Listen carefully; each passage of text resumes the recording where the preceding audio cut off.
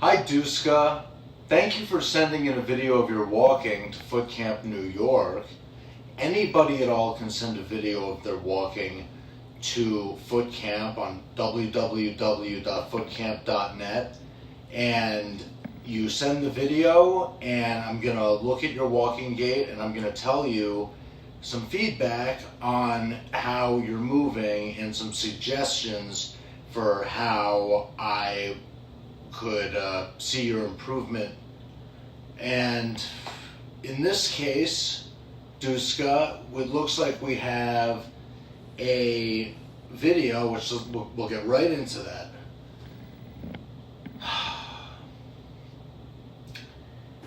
So what you can see in this video, Duska, is that you walk with a heel-to-toe walking gait.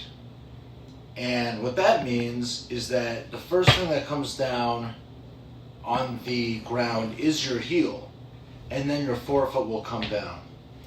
This is not the way that humans are designed to walk, but rather something that's been a pattern that popped up over the past 550 years in the Western world, where we started wearing shoes that had heels on it. And I see you have a heel, which, yours is, that doesn't need to be a large heel to interfere with our walking gait, but on your shoes you have a heel, and on that heel you put your heel down, and then comes the forefoot forward.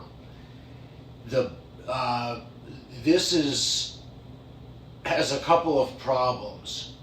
The first problem, and you had mentioned that you had orthopedic problems in the past.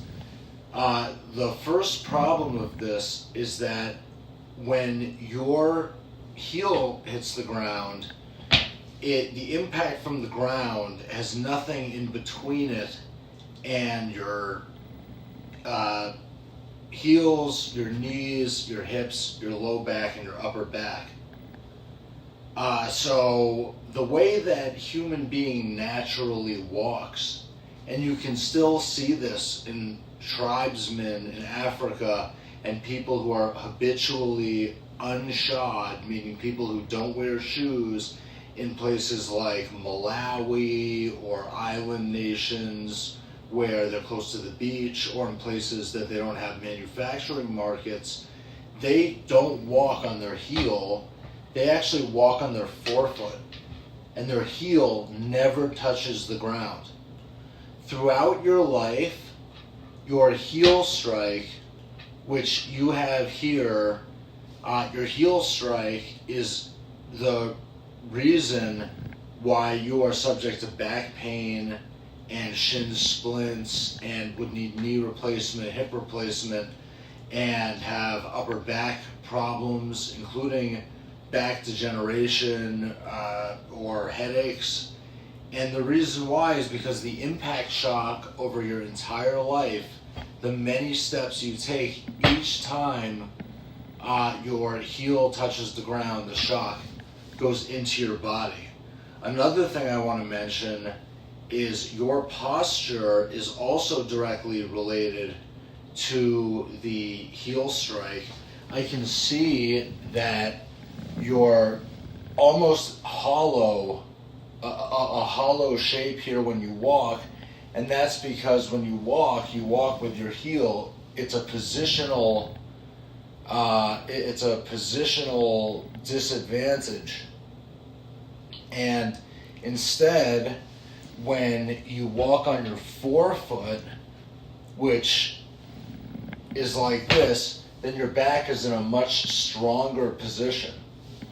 And what I would like to see is have you eliminate that heel strike. The heel should not touch the ground when you walk or run.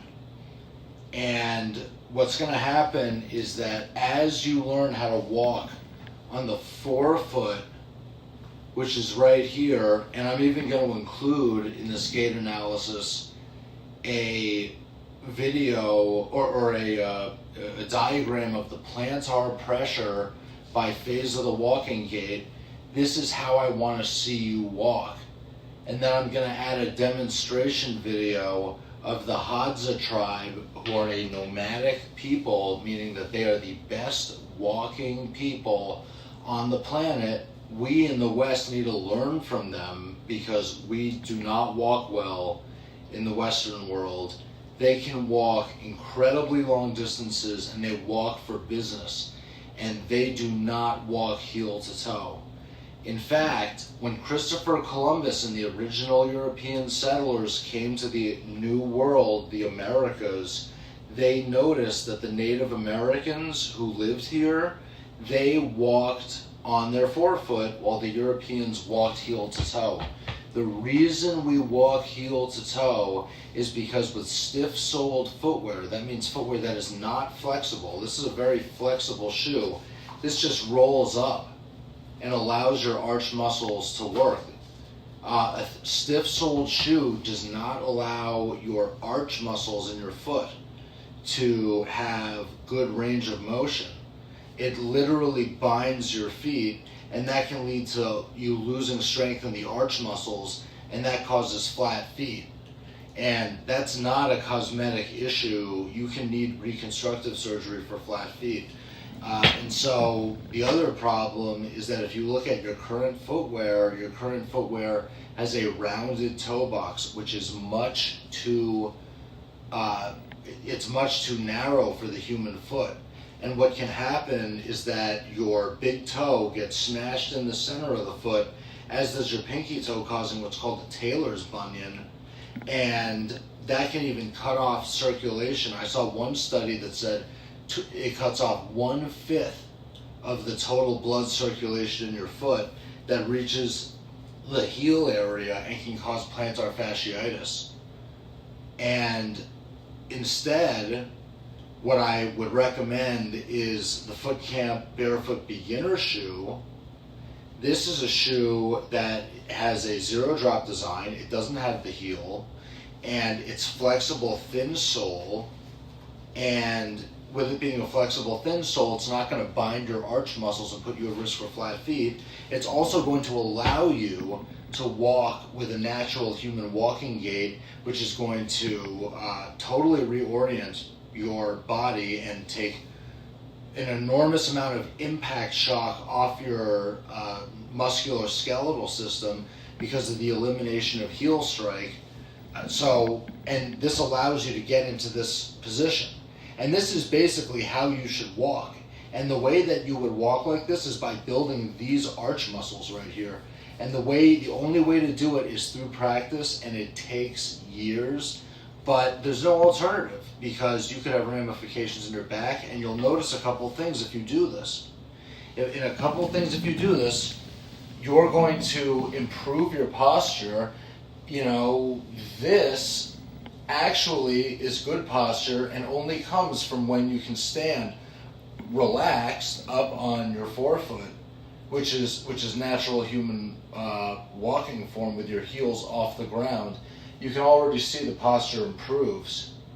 And it has nothing to do with strength or stretching or anything like that. It's quite literally building the arch muscles of the feet in order to stand up like this. So I know that you can't see my feet underneath the desk. That's totally fine. But the idea is you want to be able to get up on your forefoot with your heels not touching the ground. And that is going to improve your... And so last, you said you're a supinator. Supinating. That means that instead of rolling across the forefoot and going over your big toe, you're actually going over the pinky toe. So supinating like this.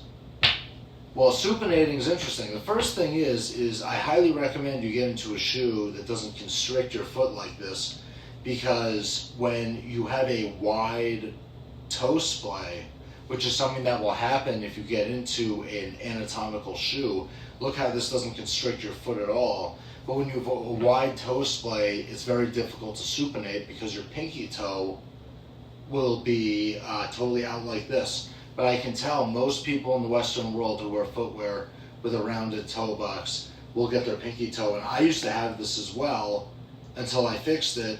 Would have a pinky toe that's like this, and then it rolls over the pinky toe. So definitely, last time I'm going to say it, this is the FootCamp Barefoot Beginner Shoe.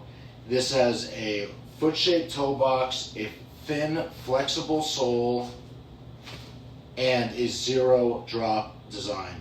And this is going to discourage heel strike, which is what you're doing now. It's going to discourage that. It's going to keep a wide base for your toes so that you can splay out, and then you can finally improve your foot shape. And that way you're not going to go over to the wrong side, which is supinating. And then finally, it's going to build your arch muscles so that you can get into the natural walking position with your heels not touching the ground. So do that, as well as a robust regimen of barefoot walking throughout your house. And if you ever feel very brave about it, you can go into a public park, but you don't even need to do that. Just barefoot in the house and concentrate on walking with heels not touching the ground, and get into the appropriate footwear, and you'll start to see improvements in orthopedic pain. That's going to start to go away, because so much of the orthopedic pain is from the heel strike. And if you eliminate the heel strike, think of the impact shock throughout your life that you are eliminating. So there you have it. Duska, thank you so much for sending in your video, and greetings and best wishes to Bosnia and Herzegovina. So thank you again.